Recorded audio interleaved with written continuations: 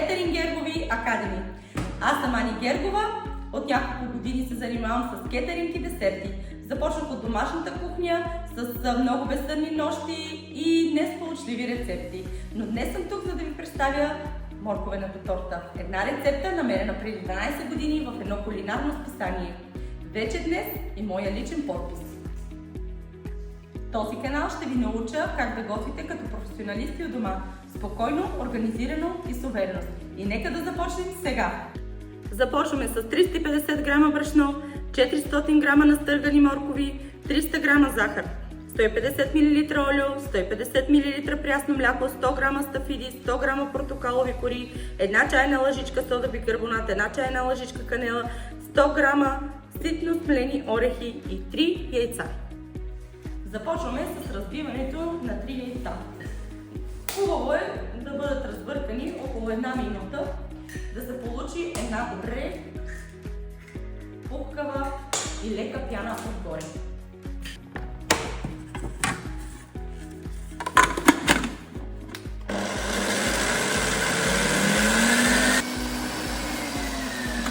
Добавяме и захарта. Не е проблем да я добавите наведнъж и оставяте да се разбърка на хубава и гъста смес. След като яйцата и захарта са се разбъркали много добре до побеляване, започваме да добавяме млякото,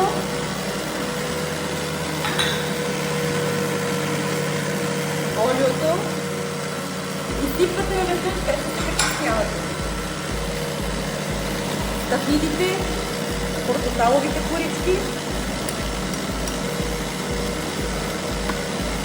орехите,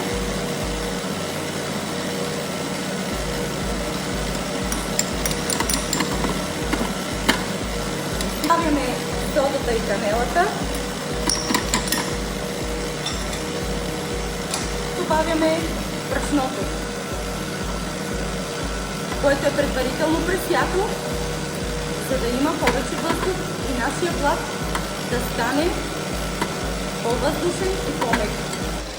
И така, започваме да прибавяме морковите, на един път да слагате и трябва да се разбърка много добре. Хубаво е морковите да са настъргани по-наситно и по-натънко, но не прекалено ситно, за да не стане блата суров, а когато са средно и добре настъргани, блата става един хубав, въздушен и ароматен блат.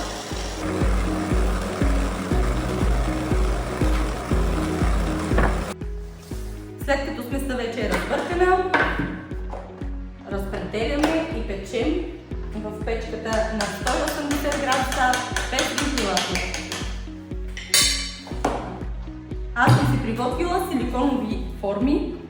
Препоръчвам ви ги, ако намерите и имате възможност да имате различни размери. Това е размер 20 см диаметър и са много удобни.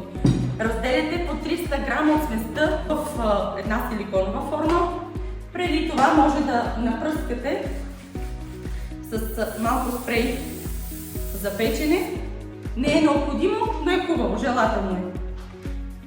По принцип аз не меря, не измервам, защото вече с годините горе-долу знам колко количество трябва да изсипя в сместа. Но за вас като за начало ви го препоръчвам силно, за да станат блатовете равномерно дебели. Всички да са почти еднакви. Сега 25 грама не е проблем. След като сте напълнили формичките, може да изтупате тавата цялата или самата форма поединично. Така хубаво работа, за да изкарате въздуха отвътре. И преминаваме към печенето.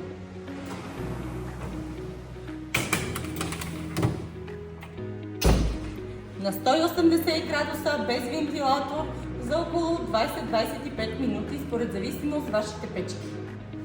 Преминаваме и към останалата сладка част от тази рецепта, а именно кремът. Кремът се състои от 500 грама маскарпоне, 400 грама заквасена сметана, 150 грама пудра захар, 50 мл прясно мляко. Слагаме всичко едно по едно в купата на миксера маскарпонето, заквасената сметана, пудрата захар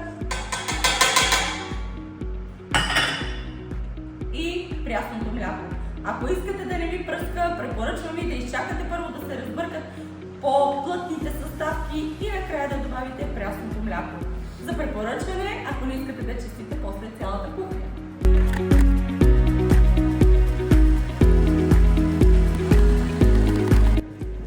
И вашите глутове трябва да изглеждат ето така. И така пристъпваме към сглобяването на тортата. Нашия крем е прекрасен и пухкав. Плодовете ни вече са охладени и готови за сглобяване. Какво правим? Винаги е хубаво върху подноса, стойката или каквото имате под ръка или специална подложка за торти.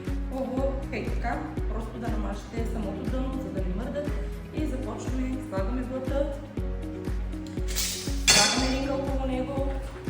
За мен лично това са десертни торти и е хубаво да има ацетатно фолио отстрани, за да не изсъхат. Не за друго, не се правим на модерни. Преди 12 години не знаех какво е ацетатно фолио, нямах го, но с времето човек се учи. Сега разпределяме хубаво крема на равни части, около 200-250, според зависимост колко платки са ви излязли при самото печене. Сглобяването на тортата аз слагам на око, защото, както казах вече, с годините то ми стана навик. Това е една от най-вкусните торти. Има още няколко, които в последствие ще ви разкрия. И продължаваме. Блат крем, докато свърши крем. Притискате леко. Какво да ви кажа повече за мен? Готвенето винаги ми е било страст. Не можех да готвя. За тези, които си мислят, че можех винаги да готвя, не, никога не можех. Първото ми ястие в живота ми беше супа, която не беше супа, беше яхния. Но с годините тази любов продължи, усъвършенствах, надградих себе си, не надминах някой професионален и изучен готвач, но надградих самата мен. И така. И последния блат. Тази торта е повече от 12-13 см височина. Една торта в диаметър 20 см с 7-8 см височина. Тази е стандартна и е за около 12 парчета. След като вдигнахме още 5 см самата височина на тортата, защото ацетатното фолио ни е 12 и ще имаме малко крем отгоре. Тя излиза вече около 16 парчета тази торта, да може и 18, вече в зависимост от това как ще разрежете самата торта, на колко големи парчета искате да бъде, за да се насладят всички. Колкото и малки да ги режете, винаги ще има искам още.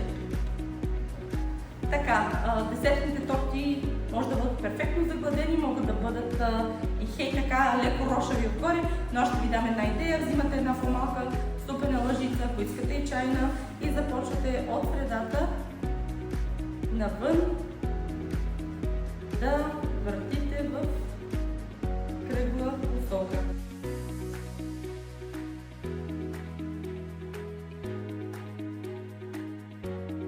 Хладилника поне 6 часа, а хубаво е 12 и тогава насладете се на тази торта с любимите хора. Сега ще ви покажем и готовия ни вариант. Та-дам!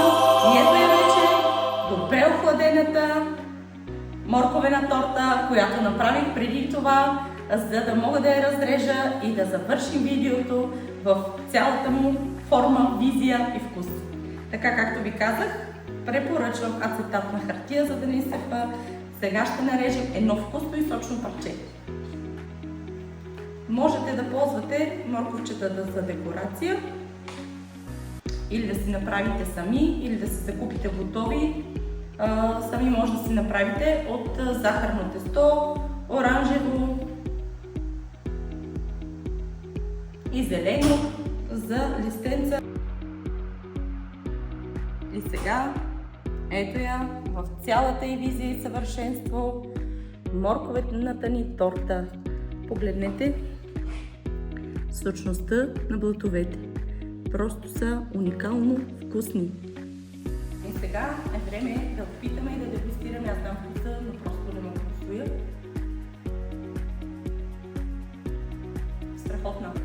Един съвет от мен: не е важно да имате десетки рецепти, важно е да намерите една добра и да я усъвършенствате. Ако искате да готвите с нас професионално дома, последете ни в нашия YouTube канал Кетеринг Гергови Академи, за да готвите с нас лесно, вкусно и професионално. Последете ни във всички социални мрежи и оставете палче нагоре.